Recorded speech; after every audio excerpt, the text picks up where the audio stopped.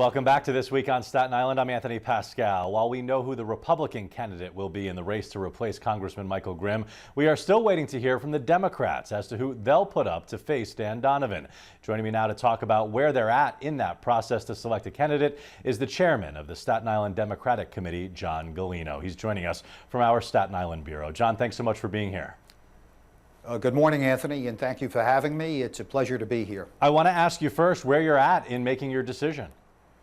We're at, as I've indicated to many newspapers and media outlets, we're in the process of interviewing potential candidates. I've had meetings with various elected officials who have expressed an interest in the office, and those elected officials, I'll mention them again, are of course Assemblyman Michael Cusick, former Congressman Mike McMahon, Councilman Vincent Gentili, Assemblyman Bill Colton, and then we have some community activists, a gentleman by the name of Bob Holtz, a policeman from the South Shore, Bob McKenna, and various other assorted people who've expressed an interest in being heard about who should be the candidate. We've heard from we've heard from various sources that Mike Cusick is the front runner. Does he want to run for this seat?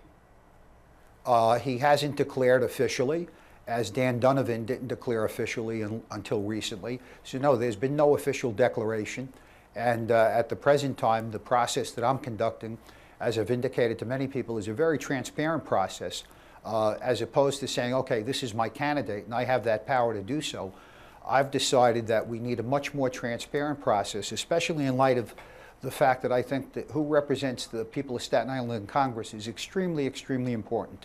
Is that a swipe a bit to the Republicans at how they chose Dan Donovan? Some have said that they simply anointed him their candidate. Yes, and I don't believe in anointed positions. I believe in a democratic process. Democratic Party is the party of the big tent. And I have a philosophy, even if people have come to see me and expressed an interest, don't officially become the candidates. I've asked each and every one of them, if you're not the candidate, will you support who my candidate is? And all of them have said yes. So I'm bringing more people into the party. And I think that's because of this transparent process. I'm not creating a divisive atmosphere of this elected against another elected. I believe in, I'm basically a peacemaker. I try and bring people together, and that's been my whole philosophy in life as the chairman of the Democratic Party on Staten Island. The Staten Island Democratic Party is now the most cohesive, all-inclusive party that it's ever been. Democratic County Committee has people of all faiths, religions, creed, and color, and I'm very proud of that. Let me ask you about the race that you ran not too long ago, and that was with Dominic Recchia for Congress. Many felt that this was a seat for the taking. The Democrats were in a perfect position to try to take this seat from the Republicans, and the Recchia campaign, well, we know what that was. Did you learn anything from that race? I learned the fact, and I've mentioned this to prior media outlets, that and that's why this transparent process, I'm vetting candidates. I want to talk about issues with the candidates. I was born and raised on Staten Island, very familiar with the issues. I want to make sure that we have a candidate. I intend to have an excellent candidate for this race who's versed on the issues, who's articulate, and who can properly represent the people of Staten Island in Congress. Was Dominic Recchia not properly vetted, in your opinion? Dominic Recchia is a gentleman, a friend, former finance chair of the city council, a very intelligent man. Unfortunately, he wasn't able to articulate the issues to the best of his ability, and that was the deficiency in the campaign. Let's talk about when you do have a candidate. How will you try to beat Dan Donovan? What are his weaknesses that you'll try to uncover? Keep in mind, the people I've mentioned as potential candidates are experienced legislators.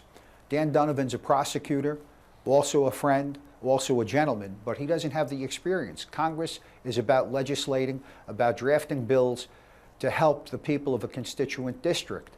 There are so many issues affecting the people of Staten Island, traffic, infrastructure, and you need an experienced person, a person who's had legislative experience and background. And the people I've mentioned, as you can see, are all in the legislature. Last question, Chairman. When can we expect a decision from you?